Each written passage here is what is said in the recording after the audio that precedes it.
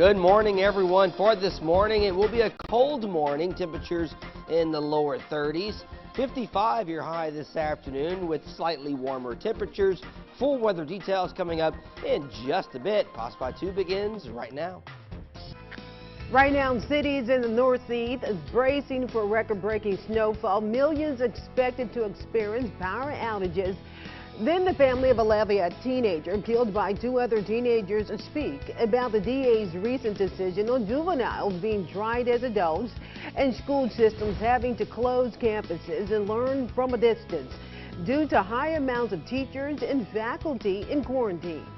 Live from Acadiana, your local news leader, this is Passe Partout. Good morning, I'm Renee Allen. A dangerous winter storm bearing down on the East Coast with blizzard warnings issued for the New York City area and Boston, the first in nearly 4 years. Right here, this is New York bracing for snow, and officials are taking as many precautionary steps as possible.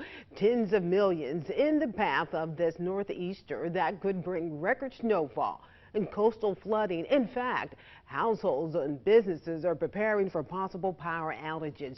Mola in Massachusetts to bring us more. The coastal town of Scituate, Massachusetts, about 30 miles south of Boston, knows how to prepare for the worst, laying down sandbags and boarding up windows. I'm expecting it to be the worst one we've had so far. Parts of Massachusetts could see up to 30 inches of snow, making it one of the top 5 single-day snowstorms on record in the state's history.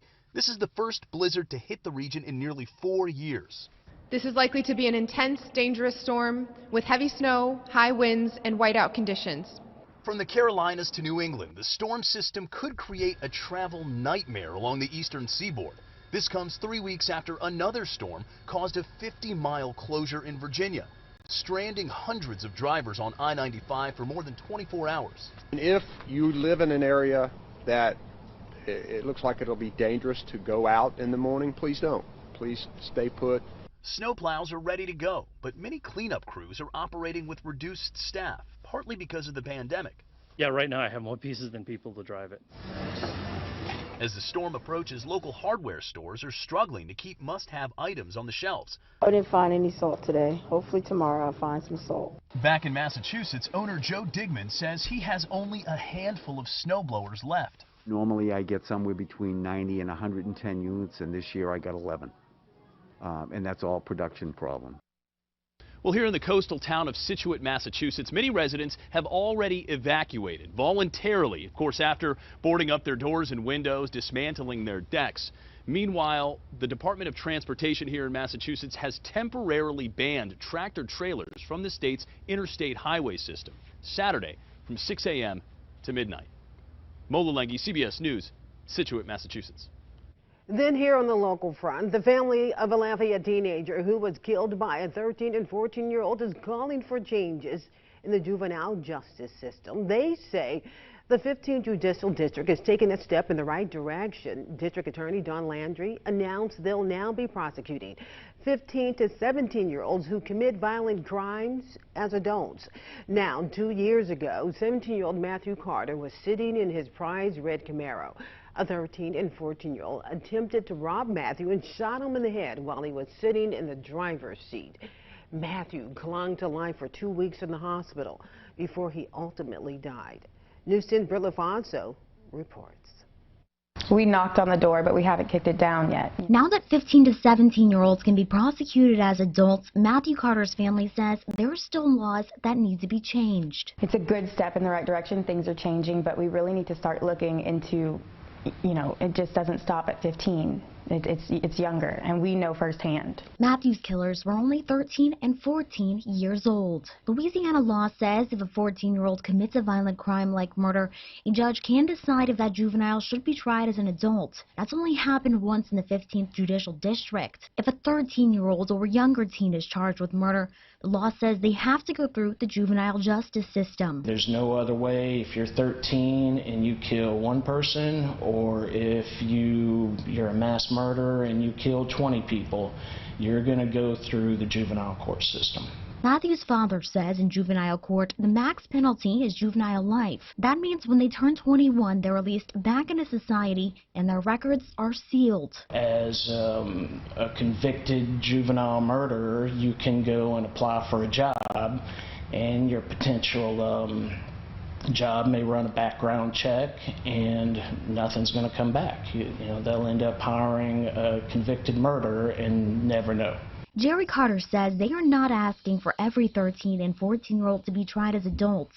They want the district attorneys in the state to look at each case individually and decide. He says Louisiana would not be the first state to change these laws. 5 states have no minimum age requirement. In 8 states, the minimum age to try a juvenile as an adult is 12 to 13 years old. I think all we have right now is the power to hold Matthew's legacy and continue this, because none of us can bring him back. And I feel like at this point, now is the time to really start moving forward and changing the laws and things to continue Matthew's legacy and story.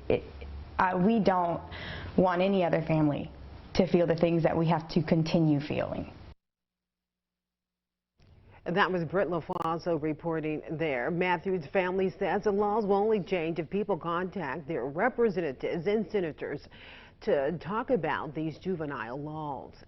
Then, nearly 24 workers claim they were injured during an accident at the Westlake Chemical Plant in Calcasieu Parish. That was 4 months ago. A lawsuit recently filed against the company is providing some insight into what could have happened before an apparently similar explosion at the plant earlier this week. News 10's Mark Rigsby has the details. I spoke to Kyle Finley, one of the attorneys involved in the lawsuit, pressing Westlake Chemical to pay up from an explosion at the plant back in September. He says the common factor in all plant explosions, not following basic safety procedures. The explosion at Westlake Chemical in Sulphur shortly before 11 a.m. on Wednesday could be felt and seen for miles. A large plume of black smoke hovered over the plant, forcing a temporary shelter-in-place for the area. Kind of came as a shock to us that there would be another explosion so in close proximity. Chemical fumes in a tank ignited in the ethylene dichloride storage area. 6 people were injured. The immediate thoughts that come to mind were obviously thoughts of the workers that would be there, thoughts of what they might be going through, and what appeared to be probably another safety issue overlooked by a plant, which is the unfortunate reality of a lot of these explosions. The law firm of Arnold and Itkin has filed a lawsuit against Westlake Chemical over a previous accident. The firm represents 22 workers who claim an explosion at the plant in September of 2021, while the plant was undergoing maintenance, was due to the company's negligence. The suit says the plaintiffs were injured physically and mentally, and they are seeking damages. In all of these tragic accidents, there's typically a similarity of introducing hydrocarbons into an area in which there's either hot work going on or an area or safety valve that goes unchecked. And that's the unfortunate reality of these explosions, is that they're catastrophic in nature, and usually these steps to prevent them are very, very simple and basic fundamental safety rules that were not followed. We still don't know how the explosion happened or who or what is to blame. We hope Westlake Chemical will soon provide those details to us. Mark Rigsby, KLFY News 10. Now to the pandemic. As of Friday, 7,300 new cases have been reported by the Louisiana Department of Health. Statewide, 62 more lives have been lost. 169 are currently on ventilators. Here in Acadiana, 850 more people have been infected and 11 more have died. There are only 14 ICU beds still available in our area hospitals. Meanwhile, Acadiana schools are starting to see a decrease in coronavirus cases after spending most of the new year short-staffed. News 10's Neil Zarang reports on how different districts are balancing health and learning. Cecilia Junior High transitioned to remote learning this Friday due to a staffing shortage. It's the second time this month for the school, and it's not alone. Cecilia Junior High joined Brobridge High and Brobridge Elementary as schools that had to close a couple of days this month to quarantine. In all of those cases, we had a lot of faculty out. Superintendent Al Blanchard is in the same predicament as other parishes like Vermilion and St. Landry in January, switching some campuses to remote learning to slow COVID spread. What happened at Cecilia Junior High is just a combination of things. I got some people out quarantined, and I got others at home with either a sick child or something like that. And one of those things where there's just too many people out today for us to safely monitor everyone. Some districts have been able to ride Louisiana's highest wave of cases. Jeff Davis Bear Superintendent Kirk Rader said he has used every resource available to staff classes and buses during the Omicron surge. There were times where our staff at the central office was filling in at schools, and supervisors were driving buses. Coaches were driving buses. I even thought about going to take my CDL classes to get my bus in case they needed me. I mean, it got that bad for a while. Grader said every idea and trick up their sleeve was implemented, some that had never been done before in the pandemic. Basically filmed the teacher teaching, but had a bunch of kids spread out in a gym. And, man, we did all kind of creative things to make sure that we didn't close the school. And thank God we haven't had to, but we were close several times. Administrators have seen reduced cases among their workforce this past week. It's a trend they hope continues. All hands on deck, and thank God it looks like the worst is starting to be over at this point. At most of my other schools, we don't have that many people out anymore.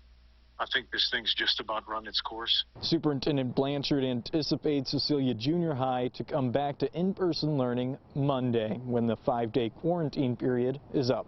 Reporting in Cecilia, Niels Rank, ALFI News 10. Blanchard anticipates Cecilia Junior High will return to in-person learning Monday after most people's 5-day quarantine is said to be over. Free COVID-19 testing and vaccinations available today at Immaculate Heart of Mary Church in Lafayette. Tests and vaccinations will be from 9 a.m. to 1 this afternoon. St. Anthony Catholic Church in Lafayette will also be having a vaccination event today from 10 until 1 p.m. The Pfizer and Moderna vaccines will be available to you. Children 17 and under must have a parent or guardian present, and you're urged to bring your vaccine card for boosters. If you're looking for testing kits, the Youngsville Sports Complex will be handing those out beginning at 9 near the soccer field parking lots, then at noon. The Iberia Parish Courthouse will be distributing them in New Iberia. Those interested, again, are asked to enter through the lot on Providence Street there. For a complete list of vaccination and testing locations in Acadiana, log onto our website, that's galofwhite.com, and click on the white banner. It's at the top of that page.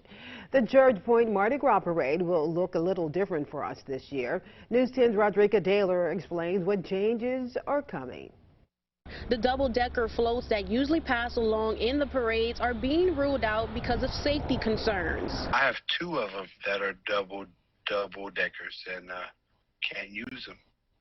It was kind of caught me off guard, and there wasn't much time for me to make any type of changes. The decision came quick. No more double-decker floats rolling down Main Street in this year's Church Point Mardi Gras Parade. We'll sign contracts with these people guaranteeing to give them a Mardi Gras service and a float. The Church Point Mardi Gras Facebook page says, quote, the Saddle Tramp Riders Club board has made the decision not to allow double-decker floats following recommendations from local officials and taking into consideration many safety concerns.